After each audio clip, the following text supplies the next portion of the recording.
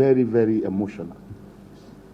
Because I ask myself, what is the joy of being elected when I cannot prevent the killing of my people? When the government is overwhelmed? If I tell you what happened, the trauma I received yesterday morning when this thing happened, a woman just called me. I didn't even know her number. And let me say, ordinarily, sometimes I may not even pick a number I don't know. But I just said, this call has been consistent. Let me know who. The moment I picked the call, the voice of that woman was, is that how you people are going to allow us to be killed? Our children will be adopted? Is that what you are in government to do for us? That her child was one of the children that was taken from Bethel Baptist School. Ladies and gentlemen, if you are in my shoes, what will you tell them? What will you tell them? Times without number, if some of you can remember, and I don't intend to massage anybody's ego. Honestly, the government has failed in terms of providing security for my constituent. I will speak particularly for my constituent. If there's anything said we are doing our best, I would say their best is not good enough for us. Their best is a failure. Their best, which they term as best they can give Nigerians, is a failure. And let's say it. How long shall we continue this way? Are we going to continue to live like this? As I speak to you today, to prevent this thing happening, Kaduna State government has closed down 13 schools. Very soon, children are going to write WAEC. And they don't have lectures. They are going to sit at home to write. Are we thinking of the future of these children? Now, if you look at their own case, it's even better because they are talking of writing exams. How about those children that have been adopted? Will they think of exams? They are thinking of their safety. And every leader of concern should think of their safety. How are they feeding there? The trauma they will go through. I'm very sure some of them may not come back sane again. They may not be the same people. Ladies and gentlemen, for me, and I'll say it, the military is overwhelmed. The federal government is overwhelmed. And my greatest call, that even the greatest of nations seek for assistance. Even America, depending on what they want, they seek for assistance. Why can't we, in this country, call a spade, and said we are overwhelmed? Let nations that are willing come to help us. Why? Is it because we are hiding something? Yes. If we are not hiding something, why can't we call developed nations that are willing to join hands? China does a lot of business with Nigeria. Is it for economic interest alone? Why not for military interest? Why not for protection of property and safety of Nigerians? Are they interested in only building rails, which is a profit venture? What are they giving back to the nation? What are they giving back to the nation? So for me, except we are hiding something, that we don't want developed nations to come. I remember, gentlemen, there was an American citizen that was kidnapped. American, I don't know how they did it. He was, I mean, how would they call it? Why would I call it?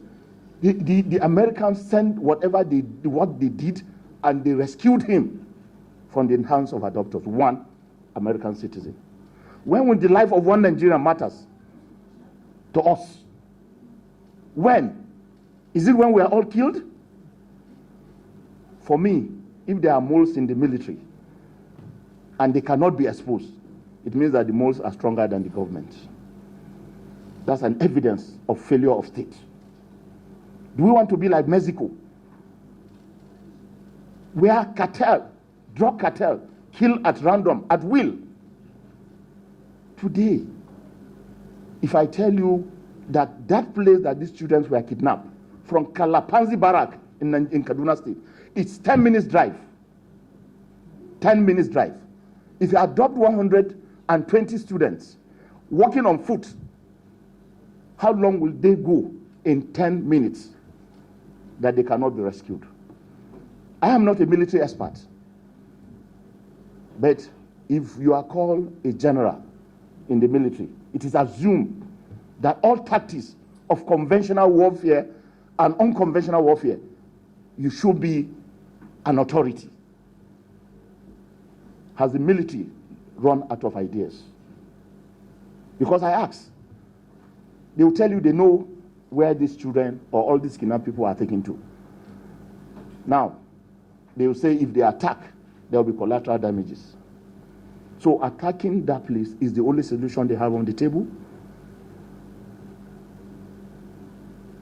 So we don't have a solution. For me, the military, the police have failed the members of my constituency. They have failed us. Our fate is now in the hands of God. I want you gentlemen, please, to ask these very important questions. How long shall we continue before we get a solution to the adoption of our children? Is it until 2 million or 200,000 schools are attacked? Is not one too many that we should see tangible results? The children of Greenfield University spend nearly 8 weeks in the hands of their adopters. Today, we are talking of Bethel Baptist High School. Only God knows how long they will remain. And even that of the Greenfield University, the parents paid ransom. You saw it on telly. I saw it on channel. They said they paid. I'm not an advocate of paying kidnappers because it will embolden them more. They'll buy more weapons. But I think that's why we have a military. There must be strategies that we can cope these insistent killings and adoption. Ladies and gentlemen, I will stop on this note, but there are a lot of questions to be asked. And the press is the best vanguard to ask questions. When will this end? I remember with sadness, the children of Kagara in Niger State are still with their adopters, the Islamic school in Kagara. They're still with their adopters. Children as young as 7, 8 years. And we come here and pretend all is well? Do we really have a country? Do we have a government that will protect us? Ask any member here. When we want to go to the northern part, as long as we are passing through Abuja-Kaduna Road, we are scared. Some of us go with convoy of security. So the poor man should die. Because the poor man cannot afford the security. He has to go through public transport. As I speak to you now, this morning as I was in the chamber, authoritatively, they attacked members of my constituency in Kujama, that same area where Bethel Baptist High students were adopted. They killed 3 people. Yes, near Nigerian prison school in Kujama, prison farms in Kujama. This morning, please, let me ask this question. If any of you have passed through Abuja-Kaduna Road, how many stops, military stops do you see? I can't remember seeing any. Yes, I can't remember seeing any. And I want to ask this question. Let's be very sincere to our conscience. When Kaduna Airport was closed and VIPs were afraid from Kaduna to Abuja or from Abuja to Kaduna, where were there not attacks? Because VIPs were on the road. Why? Why were there no attacks? Do you remember any attack? That the VIPs were conveyed from Kaduna to Abuja? It never happened. Members of the press, please help us. We need answers. Nigerians want answers. And the government has a responsibility to answer us. Because this is democracy. Including myself. Nigerians deserve answers from us. If we have failed, we should be able to say it. There's nothing like it is a shame to say I failed. I failed, you look for help. The moment you don't want to accept that you failed, then you are not going to look for help. Then Nigerians will be the one to suffer for it. Gentlemen, I will just pray. My prayer for you, please, I want you to help me. Pray for these children, for their safe return. Because I'm not seeing light at the end of the tunnel. I pray they will all return intact. Can we take all the questions? Make it straight. The connivance with some military personnel. For me, it is very true. I want to believe it is very true. I remember an incident, if you can recall, there was to be an attack on the bandit in Borno State. And I think the aim of the government by then was to use gas. I think the next day or 2 days later, we saw the bandits with gas masks. Now, who told them? Like me, when they were going to do the attack, as a civilian, nobody is going to tell me, yes, I'm not worthy because I could be a mole. But nobody told me. But 2 days later, the bandits were seen with gas masks.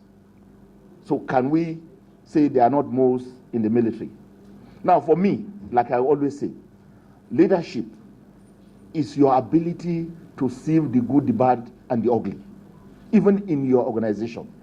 If we have an organization of nearly 20,000 people, you can't tell me that they will be all good. There must be moles. And what is leadership?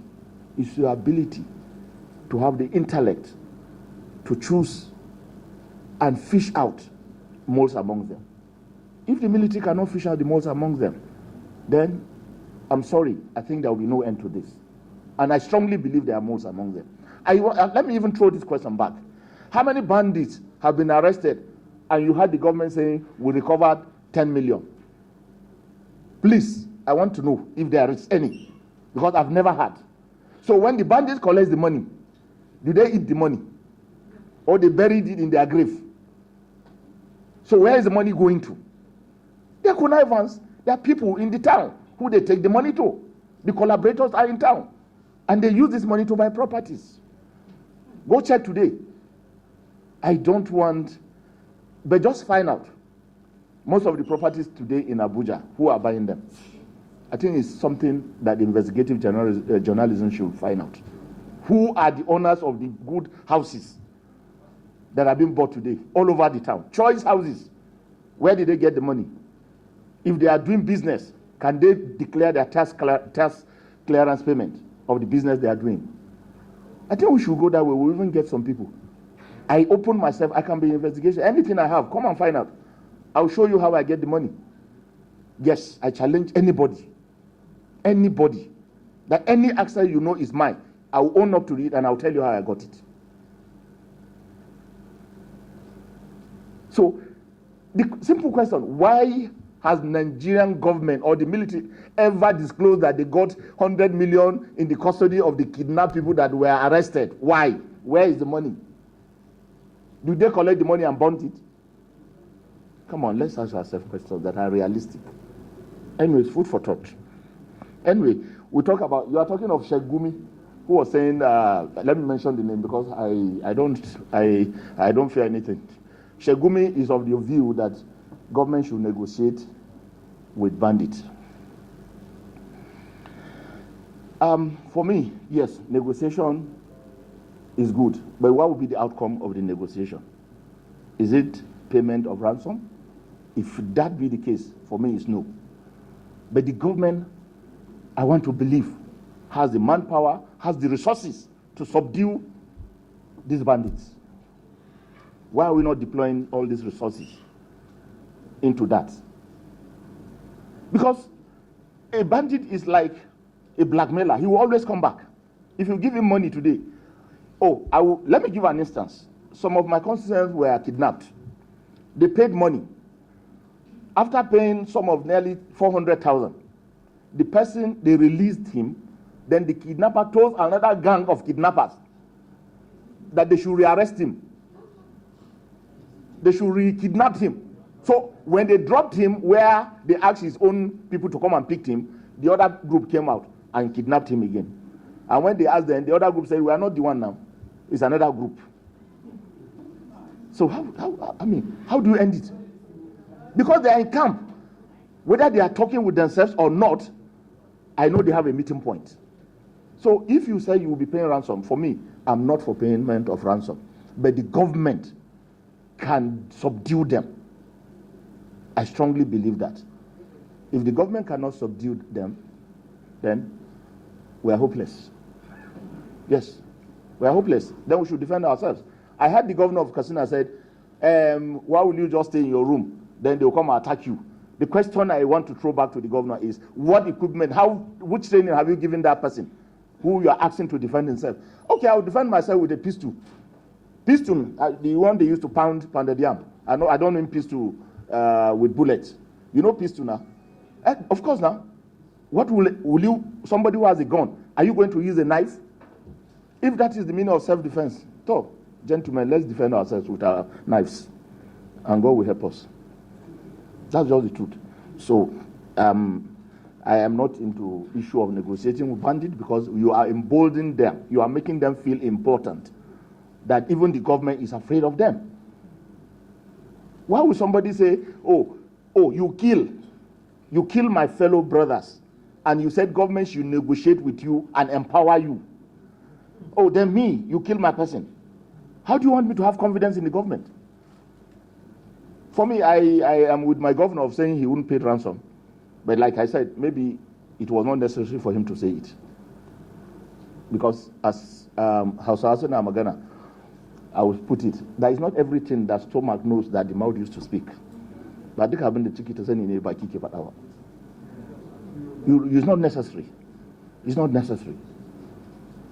Now, the issue of use of gun, as you asked, for me, I think the time has come.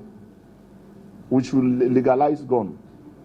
So that if you know I have gun, you are coming to attack me. All I need to do is just have a small training over you. You have AK-47, I have AK-47. If I have better training than you, I will kill you. Simple. Yes, I Honorable Yakubu Barde, I am calling. They should unban gun. Let all Nigerians have gun. Yes, like phone. But they can, before that, let's be very careful also. The necessary machineries that should be put in place to make sure that if anybody commit that crime with a gun, let justice catch up with him.